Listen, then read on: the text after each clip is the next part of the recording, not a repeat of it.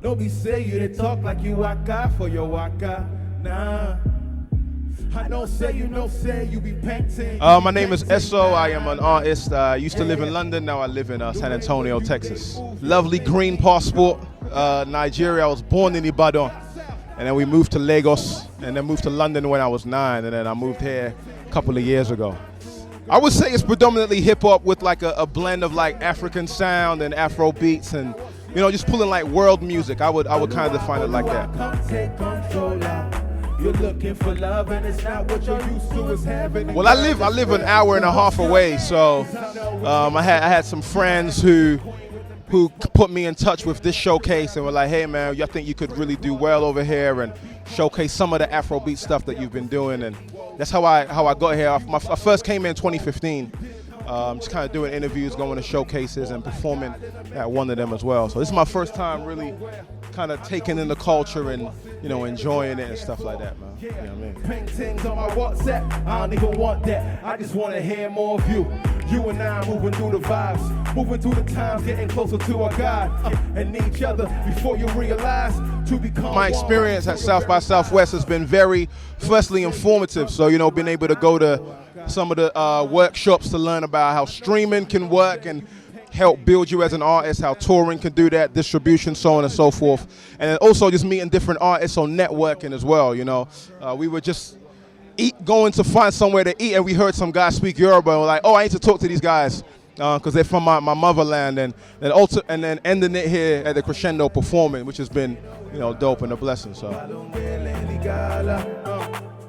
Look, girl, you know what I am saying. They may not, and I'm okay with. So I would say that it's very important for African artists to come to South by Southwest to increase their network of artists, but not only that, but to come and showcase their talent at stages like this, Africa to the World, which is what we're talking about, taking our sound, taking our genre, taking our dialect and culture to people around the world. And, you know, I'm from the UK, and right now, UK Afrobeats is the top sound in the UK right now. I'm talking about selling platinum, you know, things of that nature, and it's possible for African artists. And, you know, right now we just had Dave go #1. He's from Benin. You know, cool. He might be British born, but he identifies himself as a Nigerian, and so I think that African artists need to get out of their country, get out of their cities, and come out and explore, network with people, perform in front of people that may not know them, and hopefully increase their fan base that way. A way that we can hide, enemies are prey in my life. We shade all in their eyes. I've been thinking about a way that we can ride, a way that we can hide. Maybe we can talk.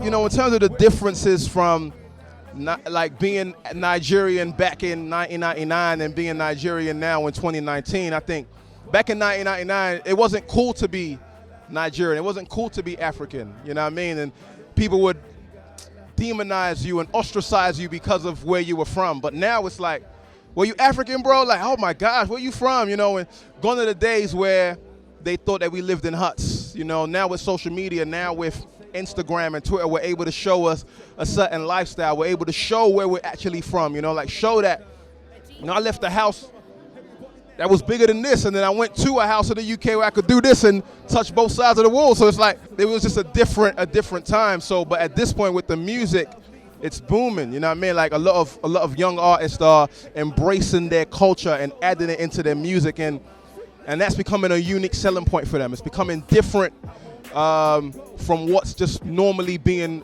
produced and released on radio. So now you have literally high life songs going platinum, but with the British artists rapping over them, you know? So it's like, it's different, man. It's amazing, really. So I'm hoping the same thing will happen in the States.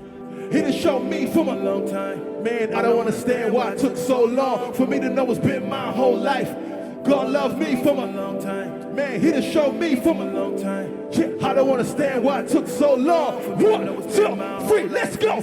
Hallelujah to the most high. I won't let a day go by. Get my people on the phone. I think one of the things that the UK did for the transition was just to continue making that music, and then including the dialect and culture, but also making it palatable for the average British person, you know, who may not understand Yoruba, but can understand Wagwan, like what's going on, because that's just part of the culture. But then when you add that with the Kilon Shele, there's nothing wrong with that because they understand what you're saying at that point, you know. But it's totally different over there because, like I was telling one of my friends, you know, as a black man in the UK, I could tell you exactly where I was from. I could tell you exactly where my mom came from. I could tell you exactly where my dad came from, which village, which tribe. The general African American cannot do that. You know, they're so far removed from their culture like back then, that they have now created a new culture. You know, so over there we're just able to survive and, you know, build on our own because there's so many of us, so many West Africans in London alone. You know what I mean? There's so many Jamaicans and Caribbeans in London alone that were able to do our own music and have our own ecosystem. And then what happened was that started to spread out into the clubs and into certain different avenues. And people say, oh, what's this DeVito Fall? Then you got Susan singing DeVito Fall, not knowing, you know what I mean? Like, this is Afro beats, you know, but they're playing it in clubs, you know? So that's what happened. It started where we were from in our culture, and then it just spread out organically without us trying to do something. Both sides, can't hear you. Both sides, I can't hear you. Both sides, nah, I can't hear you. Both sides, check, shorty mommy, walk by. Monty Connie, walk by there. Shorty mommy, walk by. Monty Connie, walk by there like, hey, love me more, send a dollar. That's just all I say. Undercover, then they call me. Yes, so boom, yeah. Obviously, Kilon Shele is what's going on. You know what I mean? Like, my wife is from Ghana as well, so as he's saying is, how are you? You know, stuff like that. So, you know, we try to like do like the common things like, there's nothing wrong with that. Like, okbele, sorry, you know, like things like that. We just try to include those little things and try to educate and, you know, encourage people to be like, nah, go learn that. And, you know, and we too have to learn as well, you know, because unfortunately my parents didn't teach me Yoruba. I had to pick it up from like Nollywood or like come friends and stuff like that. So I too am learning as I'm trying to teach other people. Get set, tango. Mind the line like a rectangle. I'll be fine, had to let man know. God's been good, had to let man know.